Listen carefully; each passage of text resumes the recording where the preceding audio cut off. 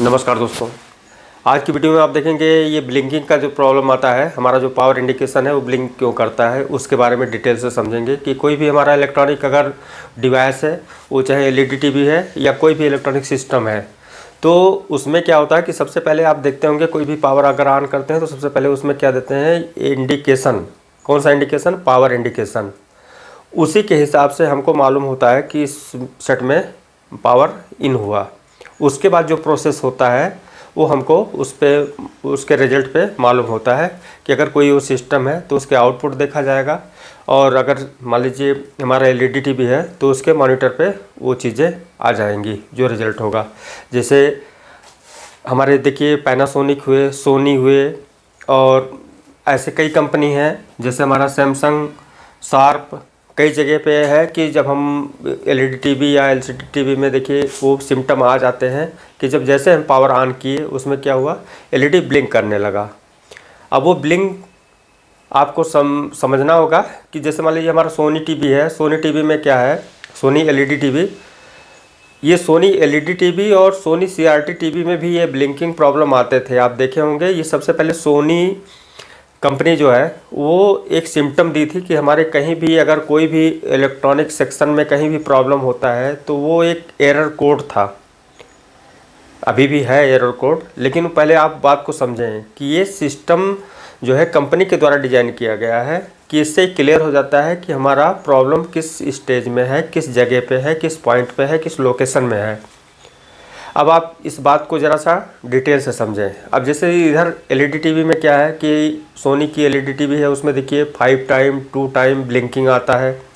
तो पहले टाइम को समझें, ब्लिंक का समझें। मतलब देखिए, एक ब्लिंकिंग है कंटिन्यू ब्लिंकिंग, एक है टाइम ब्लिंकिंग। टाइम ब्लिंकिंग क्या है कि अगर हमारा 10 टाइम ब्लिंकिंग होगा तो भी 1 बार जलेगा, 2 बार जलेगा, 3 बार जलेगा, 4 बार जलेगा। तो ये जो टाइम है इसका कंटिन्यू ऐसे ऐसे जलेगा, लेकिन बीच में एक जब स्टॉप वाला मतलब नेक्स्ट साइकिल आएगी तो फिर एक जगह बीच में रुकेगा, रुकने के बाद फिर ये स्टार्ट होगा। तब जब ये बंद होता है तो इसको उसी समय काउंट करना होता है कि जैसे मान लीजिए आपने देखा, आपको नहीं मालूम कि ये कितने टाइम ब्लिंक कर रहा है, तो अब आप ध्यान दें कि ये ब्लिंक रुकती कहाँ है।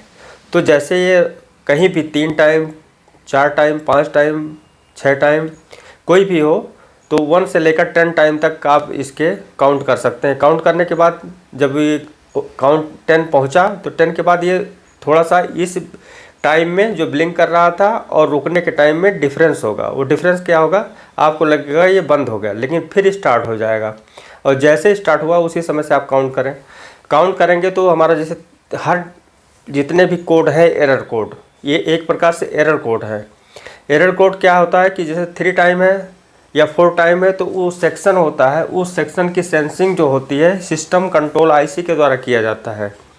अब इस समय जितने भी सिस्टम हमारे बन रहे हैं टोटल इतने सेंसिटिव होते हैं कि जितने हमारे सिस्टम को ऑपरेट करने की जो कंट्रोलिंग होती है वो यहाँ से जो है सारे कंट्रोल होते हैं सिस्टम कंट्रोल आईसी से, और बाकी बड़े बड़े काम अदर वोल्टेज और सेक्शन के द्वारा किए जाते हैं। अब ये इसमें क्या है कि एक ही सिस्टम में कई चीज़ों को दे दिया जाता है। अब आने वाला जो इधर समय है, अब आपका जैसे ये एरर कोड है, अब इस समय जो आएगा टेक्नोलॉजी या जो इस समय आ रहा है, अब ये ब्लिंक के रूप में यहाँ पर जो दिखाई दे रहा है ये अब आपको वॉइस मैसेज आएगा। वॉइस मैसेज स्पीकर से सुनाई देगा और उस जगह पे आपके लोकेशन को भी शो करेगा कि कहाँ पे जो है ये प्रॉब्लम है। उस प्रॉब्लम को लोकेट करने के लिए जो वॉइस आपको सुनाई देगी कान से, तो आपको ये गिनने की भी ज़रूरत नहीं पड़ेगी, क्योंकि ये इंडिकेशन है, वो वॉइस होगा इस समय के आने वाले।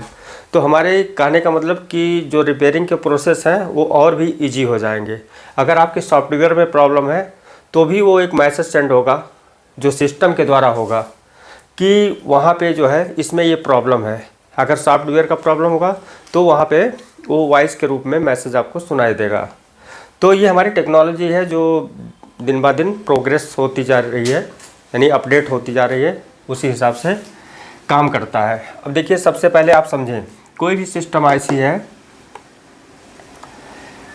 तो सिस्टम क्या होता है कि सारे जो हमारे प्रोसेस हैं, यानी इलेक्ट्रॉनिक जो भी जिस काम के प्रोसेस को ये फर्स्ट बार जैसे हम पावर ऑन करते हैं, पावर ऑन करते हुए वोल्टेज जैसे इन हुए और वोल्टेज सिस्टम को वर्किंग वोल्टेज पहुंची, सिस्टम आईसी की वर्किंग वोल्टेज, ये वर्किंग वोल्टेज मिलने के बाद इसमें एक प्रोसेस रीडिंग होती है, जो ये स्टार्टिंग ही में जैसे सिस्टम क्या है कि जैसे ही स्टार्ट हुआ इसमें वोल्टेज वर्किंग मिला तो ये तुरंत रीड कर लेगा सारे प्रोसेस को। पहले सबसे पहले उसमें कहीं भी अगर एरर हुआ तो वहाँ पे ये सिस्टम स्टॉप हो जाएगा, यानी पूरा रन नहीं कर पाएगा, वहीं से जो है ये ब्रेक हो जाएगा, स्टॉप हो जाएगा। स्टॉप होके जहाँ से स्टॉप हुआ, जहाँ से एरर मिला, वो सिग्नल यहाँ से ये इंडिकेशन के रूप में दे देगा, या तो वॉइस मैसेज के रूप में दे देगा, या जो भी सिस्टम डिज़ाइन किया गया है उसी के अनुसार ये सिग्नल यहाँ से इन्फॉर्मेशन आपको, जैसे मान लीजिए यहाँ से फ्लैश के रूप में दे रही है, एलईडी के रूप में, और वही चीज़ें आपको आने वाले समय में स्पीकर से सुनाई देगी। तो आप यहाँ पर समझें, जैसे हमारा बैक लाइट है या पैनल है, इसको सप्लाई ऑन किए, सिस्टम को सप्लाई गई वर्किंग वोल्टेज, हर जगह पे ये रीड करेगा अपने टोटल प्रोसेस को। उसके बाद जैसे रीड कर लिया सबको, सारे सिस्टम को, उसके बाद वो तुरंत सारा काम एक के बाद एक होता चला जाता है। लेकिन अगर उस प्रोसेस में कहीं रुकावट आया तो वहीं से ये वापस, मतलब वहीं पे ये स्टॉप हो जाता है। तो ये रीट्राई भी होता है, वो अलग हम बताएंगे, लेकिन सबसे पहले यहाँ समझें कि ये ब्लिंकिंग क्यों होता है। देखिए इसमें क्या है कि जैसे हम सप्लाई ऑन किए तो इसमें पावर गया, पावर जाने के बाद हर जगह पे अपने अपने जगह पे रैम की पावर पहुंची, हमारी जो ये इसकी वर्किंग सप्लाई पहुंची, और जितने सप्लाई हैं पहुंच गए। उसके बाद बैकलाइट को सप्लाई पहुंची। लेकिन इसमें क्या है कि जैसे ये हर जगह सप्लाई पहुंची और उसके बाद यहाँ पर मान लीजिए बैकलाइट में हमारे प्रॉब्लम आए, अगर ये हमारा सारा प्रोसेस कंप्लीट किया, बैकलाइट ऑन का यहाँ पे एनेबल, यानी BL ऑन जो हमारा इंफॉर्मेशन होता है, सूचना, वो यहाँ सिस्टम इसको ड्राइवर को देती है ऑन करने के लिए। जब यहाँ पे सारे ओके हो जाते हैं प्रोसेस, तो यहाँ पे ड्राइवर को सूचना मिली बैकलाइट ऑन करने के लिए। ड्राइवर ने बैकलाइट को ऑन किया, बैकलाइट में हमारा कोई एलईडी ख़राब है, फॉल्ट है, लूज कॉन्टैक्ट है, या इसमें पावर नहीं पहुँच रही है, तो यहाँ पे क्या होगा कि अगर किसी कंडीशन में, क्योंकि यहाँ पे एक रेफरेंस वोल्ट जनरेट होता है जो फिर वापस ये इनेबल मिलने के बाद फिर एक सप्लाई जो है यहाँ पे सेंस कराया जाता है इस सिस्टम को।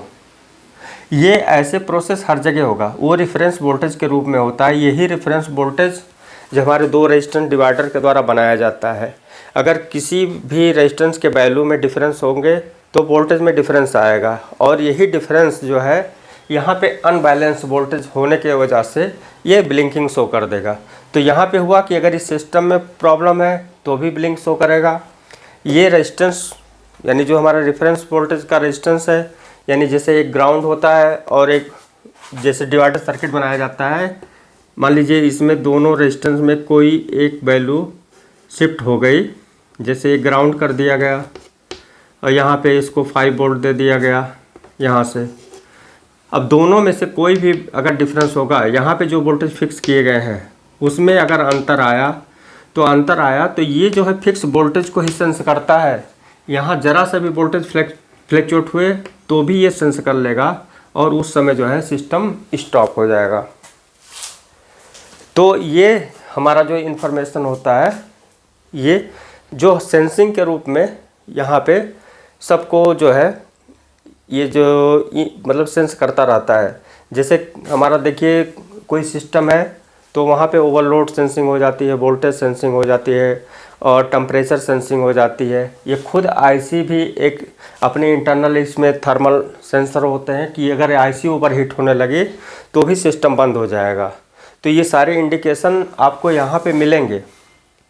लेकिन अगर इसकी वर्किंग वोल्टेज सप्लाई है तब ये सिस्टम आपको ये सूचना देगा। अगर आईसी फॉल्ट है और इसमें सप्लाई ही नहीं जा रही है तो ये कोई सूचना नहीं मिलेगा। तो सबसे पहले आपको समझने के लिए यहाँ पे मैंने कुछ इजी मेथड बता रहे हैं आपको। जैसे देखिए, पहले तो कंपनी के द्वारा जो हमारा सिस्टम किस कंडीशन में हमारा जाता है ये प्रोटेक्शन में, वो तो दे दिया जाता है इजी बनाने के लिए।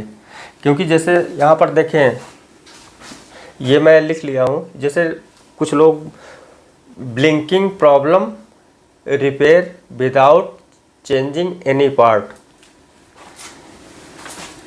ये मान लीजिए टाइटल पे लिखा हुआ है वीडियो के कि हमने किसी प्रोटेक्शन को रिमूव कर दिया। जैसे यहाँ पे प्रॉब्लम आ रही है बैकलाइट की हम जो सिस्टम को इंफॉर्मेशन जा रही है उसे मैंने कट कर दिया, अब इसको सूचना नहीं मिलेगी। या यहाँ पे जो एम्पियर सेंस हो रही है वहाँ से उसके जो है प्रोडक्शन को हम रिमूव कर दिए, तो यहाँ पे अगर रिमूव किए जो सिस्टम को जा रही है, तब तो आपका ब्लिंकिंग जब तक ये कंप्लीट नहीं होगा, इसको चाहे आर्टिफिशियल या चाहे जैसे इतना देना पड़ेगा, तब इसको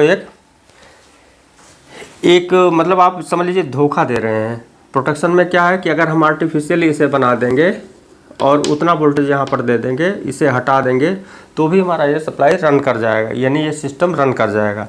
लेकिन यहाँ पर देखें, अगर इसकी जो सेंसिंग एम्पियर ओवरलोडिंग सेंसिंग है अगर हमारा बैकलाइट से, तो उसमें क्या है कि वो जो सेंसिंग पिन है जहाँ पे हमारा ओवरलोड सेंस होता है या उसके एम्पियर को सेंस करता है बैकलाइट को, अगर उसे हम रिमूव कर दिए तो वो क्या होगा, चल तो जाएगा। जहाँ पे मान लीजिए कहीं स्पार्किंग है या कोई लूज कंटेक्ट है बैकलाइट में, लेकिन कुछ दिन बाद वो रिपीट आएगा। क्यों आएगा? जब उस जगह स्पार्क होते होते होते होते एकदम कार्बन हो जाएगा और वो पूरी तरीके से बैकलाइट बंद हो जाएगी। अभी तो ज़रा सा उसके साइकिल में डिफरेंस होता है, तो ये समझ जाता है सिस्टम कि हमारे बैकलाइट में प्रॉब्लम है। और वैसे कंडीशन में आप उसमें अगर लाइट बंद भी होती है 1 सेकंड के लिए, तो आपको समझ में नहीं आता, क्योंकि तुरंत उस पर अंधेरा नहीं आता स्क्रीन पे, इसलिए आप इतनी तेज़ी से वो बंद होता है और जल जाता है कि आप उसे देख नहीं पाते और समझते हैं कि हमारा सिस्टम ओके है। अब इसको हम दूसरे तरीके से समझते हैं कलर्ड पे, वाइट बोर्ड पे, क्योंकि इसमें थोड़ा सा डिफरेंस है कि ये थोड़ा अंधेरा पड़ जा रहा है। हम उस पर और डिटेल बताते हैं आपको।